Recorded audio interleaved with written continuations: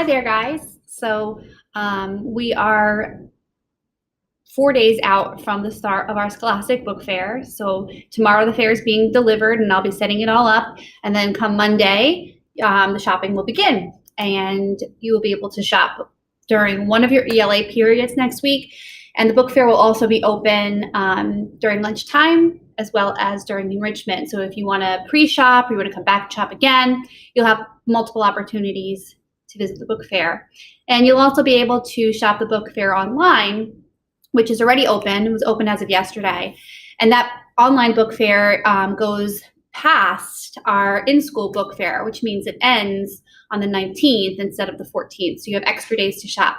And the great thing about shopping online, just like any kind of online shopping, is that they have a greater variety of items and more stock on items. So if you see something at the fair that you really want and you can't get it here, you can get it online. Or if you don't find something you really like and you want to see what else is out there, again, you can shop online. All right, so I'm here with this video today because it's kind of like a book unboxing, although I don't have the box anymore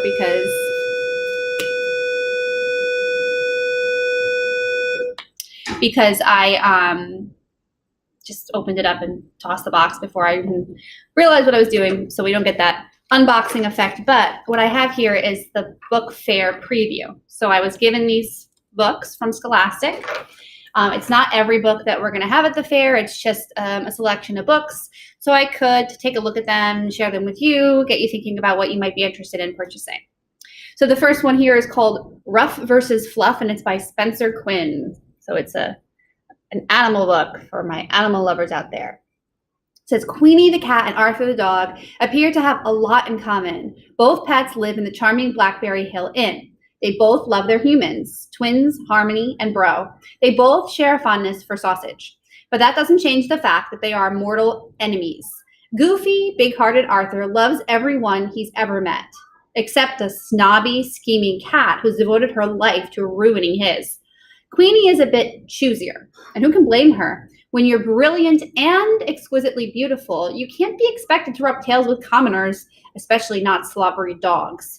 But when the twins' beloved older cousin is framed for murder, Queenie and Arthur must work together to clear his name, something Queenie finds even more distasteful than inexpensive caviar.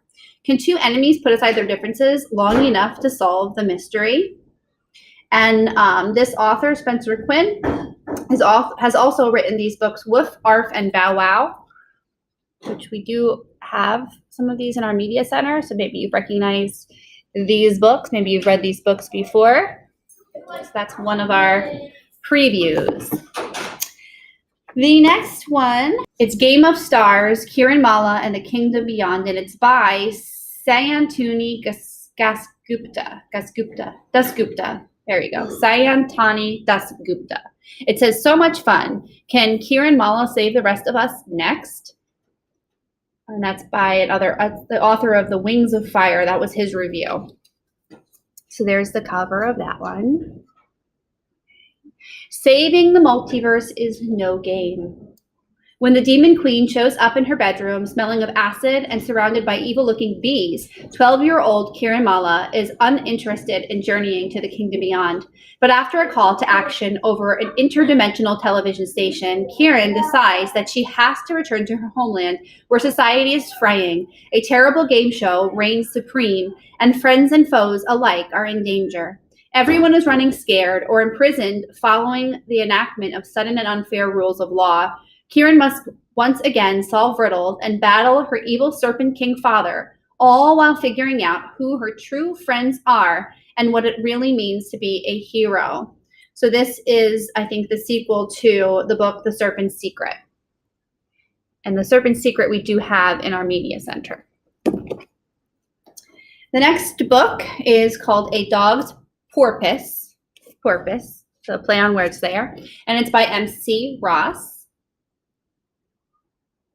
It says, a porpoise separated from his family, a dog searching for a family, all his own, and a girl who will bring them together.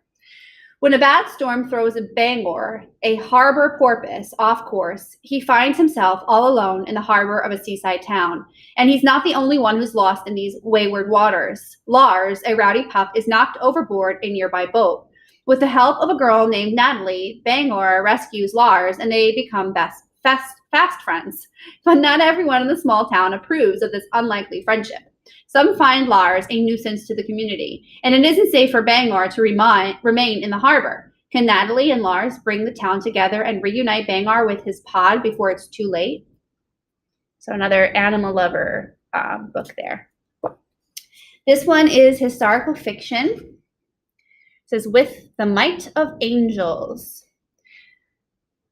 12-year-old Donnie Ray Johnson's life turns upside down after the Supreme Court rules in favor of desegregation in the landmark case Brown versus Board of Education. Her parents decide that Donnie will attend Prettyman Coburn, a previously all-white school, but she'll be the only one of her friends to enroll in this new school. Not everyone in Donnie's town of Hadley, Virginia supports integration, though, and much of the community is outraged by the decision. As she starts school, Donnie encounters the harsh realities of racism, but the backlash against her arrival at Penniman Coburn is more than she's prepared for, and she begins to wonder if the hardship is worth it. Will Donnie be able to hold on to the true meaning of justice and remain faithful to her own sense of integrity? So that one, again, is historical fiction, which is my favorite genre, so I'm excited about that one. This next one is by Cynthia Lord. So you guys may recognize that author. And this is Because of the Rabbit. It's a powerful thing to rescue something. It changes both of you. On the last night of summer vacation, Emma tags along with her game warden father on a call. They expect to rescue a wild rabbit that's stuck in a picket fence, but instead they find a little bunny, maybe someone's pet. Emma convinces her father to bring him home for the night. She knows that rabbits can be lucky, and she needs all the luck she can get.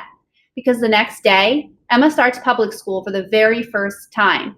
After years of being homeschooled, she's ready to ride the bus and eat in a cafeteria as a brand new fifth grader. More than anything, Emma wants a best friend, someone who's always on her side. But things don't go as planned. On the first day of school, she's paired with a boy named Jack for a project. He can't stay on topic. He speaks out of turn, and he's obsessed with animals. Jack does not fit in. As Emma and Jack bond over her rescue rabbit, she worries that being seen with Jack will mean that she's different too. Will their friendship keep Emma from finding the best friend she's meant to have? Newbery Honor-winning author Cynthia Lord has written a beautiful and sensitive book about feeling different and staying true to yourself. I love the picture on there. So that looks so sweet. And looks like it's going to be a nice short read too. It's 181 pages. So you can see what the text looks like in that one. Because of the Rabbit. All right, so horror fans, this one is for you. The Girl in the Locked Room. I've heard lots about this book. Lots of good things. Haven't read it myself yet. On my list. It's by Mary Downing Hahn, and it's a ghost story. A girl is locked in a room in an old abandoned house. She has been hiding there for more than 100 years. She is afraid, and she is lonely. Now another lonely girl arrives. Jules and her family have moved so often that she has never had a chance to make friends and put down roots. Once again, she's starting over in a new place, this time a ruined house where a pale face appears in an upstairs window. Who is the mysterious figure on the top floor? First fearful, then fascinated, Jules is determined to befriend the girl in the locked room. Past and present intersect as the girls unlock the door and discover the chilling secret history of the family who lived in the house all those many years ago. So while this is a ghost story, it seems very much also a mystery. A Girl in the Locked Room. Next, we have a graphic novel. It's called Catwad. It's me. So this one looks like a humorous one. It's by Jim Benton. It says the new series from New York Times bestselling author Jim Benton. Meet Catwad. He's blue. He's a bit of a grouch. I can tell. And his best friend is a happy-go-lucky cat named Blurmp, who can see the bright side of anything. So there's the two guys there. There's Blurmp. So Catwad does not look too happy. From pizza and computers to love and happiness, this furball has a funny take on just about everything, and he's not afraid to share it. It's an all-new Laugh Out Loud series that will make even the grumpiest of grumblers smile. So let's see. It says Blurmp. Let's meet Catwad's friend. Tell us something about yourself, Blurp. Oh, that's me. Okay, here's something about me. I really like to... Great, but we're out of time, Blurp. Maybe next time. Let's see what it says here. Brush. I read somewhere that in order to keep your smile happy and bright, you have to brush your teeth for 15 hours a day. I don't know about that. I think he got his information wrong. So cute, funny, graphic novel. The next one is The Cardboard Kingdom. This was the summer of a neighborhood of kids transformed their ordinary block into a cardboard kingdom. 16 kids encounter knights and rogues, robots and monsters, and their own inner demons on one last quest before school starts again. So this one is also a graphic novel. So I am very intrigued to find out what exactly they do when they make themselves a cardboard kingdom.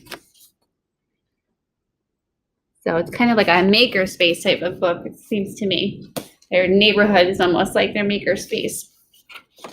And this last one is not quite a graphic novel, but it also does have illustrations in it. It's called The Super Life of Ben Braver. And it is by Marcus Emerson. It all started with a peanut butter cup. I love peanut butter cups. Which leads Ben Braver to a secret school for kids with super abilities. Ben has never had any special powers and maybe never will, but could this be the chance to become the superhero he's always dreamed of? That looks interesting. Let's see how it starts.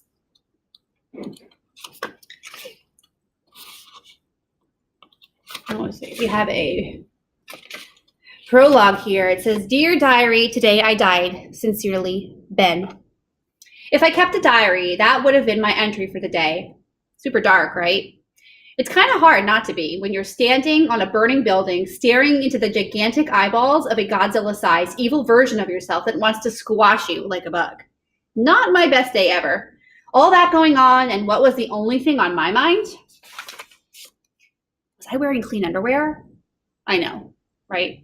Special thanks goes out to my mom for that one. She's always prepping for the worst, like in the event of a horrible accident or maybe my untimely death. My gravestone will say, "Here lies Ben Braver, buried in the tightest of tighties and the whitest of whiteys." And then I remembered I was wearing black underwear. Crisis averted, except for the giant meat beast facing me down. One thing at a time though, right? The heat of the fire crawled up my back. The building trembled as the roof fell apart behind me. Students and teachers screamed at me from the courtyard. Well, not at me, but the giant me crushing trees beneath his feet. I was running out of time and I knew it. I had 10, maybe 20 seconds before the 100-foot-tall monster started throwing his truck-sized fists at me. Like, there was a good chance I wasn't going to see the next sunrise. So, of course, the creamy, brain-filled center of my skull chose that exact moment to flash my life before my eyes. Flash wasn't the right word. Unfolded like a book with drawings was probably a better way to put it. It all started on that hot summer night 8 months ago. So it appears the rest of the book is going to be Ben's life flashing before his eyes. And then I guess we're going to come back to this crazy showdown that we started off with at the beginning. And what that structure of a book is actually, it starts off with like almost like a flashback. So it's a type of foreshadowing. And it's called prominent foreshadowing. So the story starts off in the past, and then we rewind to find out how the character got into this interesting, dire situation, and eventually we make our way back. So a nice way to grab readers' attention when you start a story. All right, so that's the last one I have for our book fair. I'm super excited to see all the other books that we have. I'm super excited for you guys to come and check them out and shop. And again, don't forget that you can also shop online. If you have any questions, stop by the Media Center and I'm happy to help. I'm happy to answer them. Thanks for watching.